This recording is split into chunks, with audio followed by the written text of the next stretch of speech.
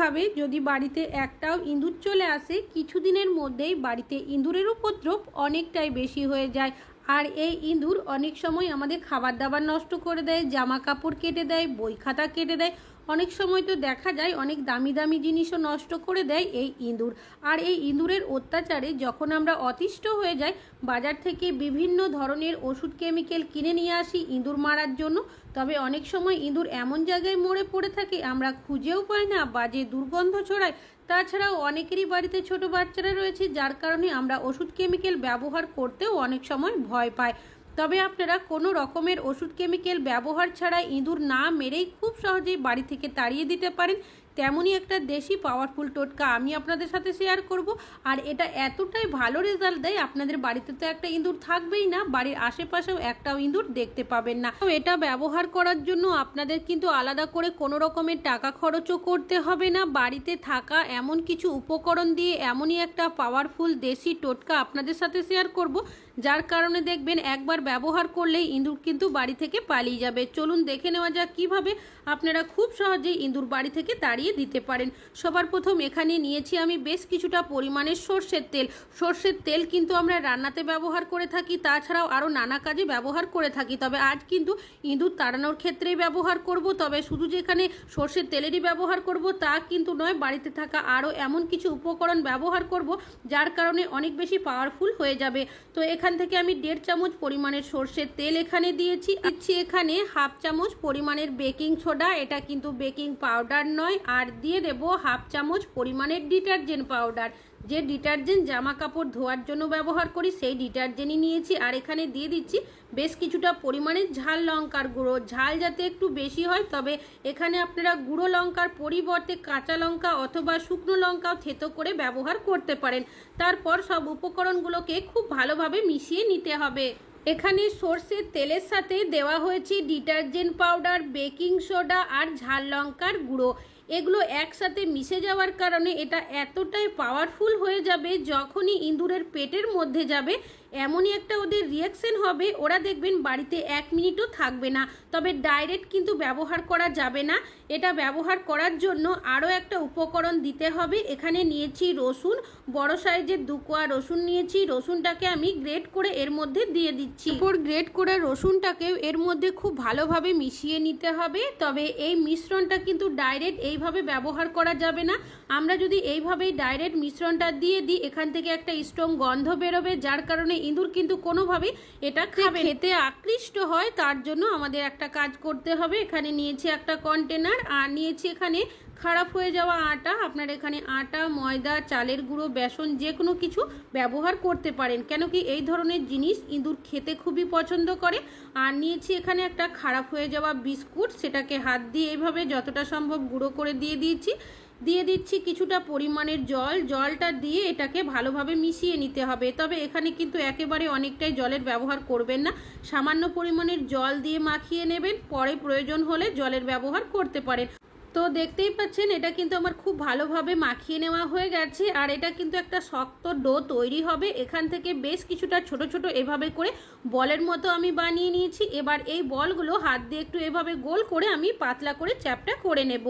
এইভাবে করে আপনারা কাজটি করবেন, কেন কি এই আটার যে বলের লেয়ারটা হবে সেটা কিন্তু একদমই পাতলা হবে। কেন কি কিছুটা খাওয়ার পর যখন ভেতরের মিশ্রণটা ইঁদুরের মুখের মধ্যে পড়বে, ওদের অতিরিক্ত ঝাল লাগবে। তাছাড়াও ডিটারজেন্ট পাউডার, বেকিং সোডা, তেলের ব্যবহার করার কারণে ওদের এমনই একটা রিয়াকশন হয়ে যাবে পেটের মধ্যে, ওরা দেখবেন বাড়িতে 1 মিনিটও থাকবে না। মিশ্রণটা আমি বানিয়ে রেখেছিলাম, সেই মিশ্রণটায় কিছুটা করে আমি এর মধ্যে এভাবে করে দিয়ে দিচ্ছি।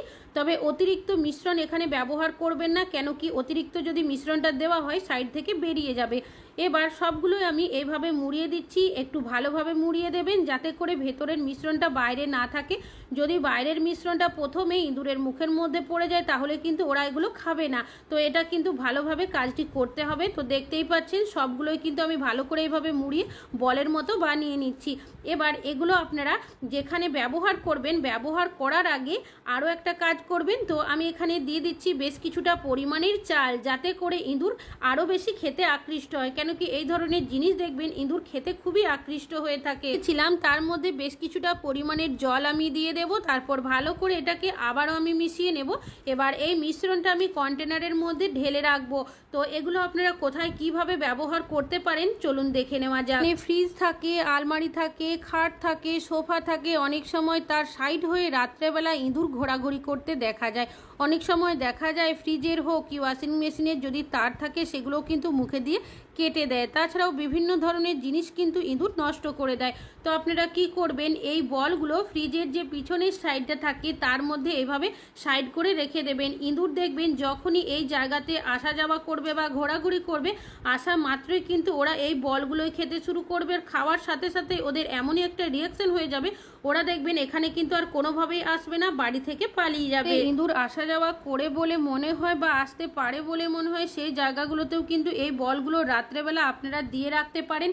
তাছাড়াও আমাদের যেখানে গ্যাসের সিলিন্ডার থাকে তার পিছনের সাইডটা দেখবেন অনেকটাই অন্ধকার মতো জায়গা থাকে, আর কোনোভাবে যদি গ্যাসের সিলিন্ডারের পিছনের সাইডে একটাও ইঁদুর চলে যায়, কোনোভাবে যদি বাচ্চা দিয়ে দেয়, বাড়িতে ইঁদুরের উপদ্রব অনেকটাই বেশি হয়ে যায়। তো আপনারা যেখানেই গ্যাসের সিলিন্ডার রাখেন না কেন তার সাইড করে এইভাবে করে বলগুলো রেখে দেবেন, তাহলে দেখবেন ইঁদুর যখনই এদিক দিয়ে আসা যাওয়া করবে, আসা মাত্রই খাবে। খাওয়ার সাথে সাথে ওরা কিন্তু বাড়ির ভেতরে তো থাকবেই না, বাড়ির বাইরের দিকেই পালিয়ে যাবে। তবে অবশ্যই আশেপাশে কিন্তু জলের ব্যবহার করবেন না বা জল রাখবেন না। আমাদের যেখানে আলু, পেঁয়াজ এই ধরনের সবজিপাতি রাখা হয় বাড়িতে, অনেক সময় রাত্রেবেলা দেখবেন ওরা কি করে মুখে করে নিয়ে চলে যায়, কখনো কখনো নষ্ট করে দিয়েও চলে যায়।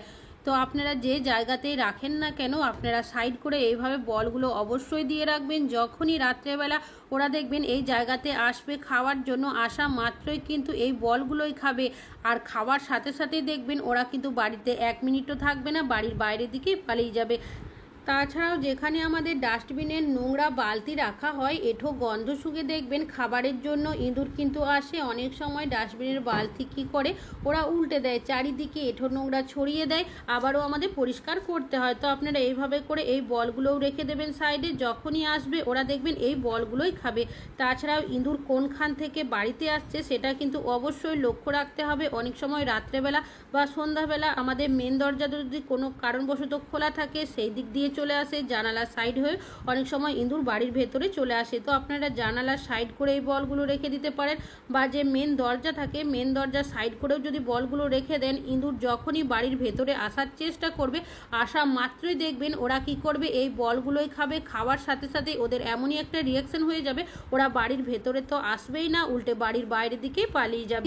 ইঁদুর আসতে পারে বলে মনে হয় অবশ্যই কিন্তু সেই জায়গাগুলোতেও এই বলগুলো দিয়ে রাখবেন। অনেক সময় জল যাওয়ার নালি বা ড্রেন দিয়ে দেখবেন ইঁদুর, আরশোলা, ছোটোখাটো পোকামাকড় চলে আসে। তো আপনারা এইভাবে করে এই জায়গাতেও অবশ্যই বলগুলো দিয়ে রাখবেন, তাহলে দেখবেন যখনই ইঁদুর বাড়ির বাইরে থেকে ভেতরে আসবে, আসা মাত্রই খাবে, খাওয়ার সাথে সাথে এখান থেকে পালিয়ে যাবে। তাছাড়াও রাত্রেবেলা ইঁদুর কিন্তু খাবারের গন্ধ শুঁকে কিচেনের মধ্যে আসেই, আর কোনোভাবে যদি আমরা কিচেনে খাবার রেখে দিই সেই খাবার কিন্তু অনেক সময় ওরা নষ্ট করে দেয়, চারিদিকে ছড়িয়ে দেয়। তো আপনারা অবশ্যই কিন্তু কিচেনের মধ্যে এই বলগুলো রেখে দেবেন, কিচেনের সাইড করে রাখতে পারেন, বা গ্যাস ওভেনের ওপরে, গ্যাস ওভেনের সাইডে বা গ্যাস ওভেনের নিচেও যদি রেখে দিতে পারেন, তাহলে দেখবেন যখনই কিচেনের মধ্যে ইঁদুর আসবে, আসা মাত্রই খাবে, খাওয়ার সাথে সাথে ওরা 1 মিনিটও থাকবে না।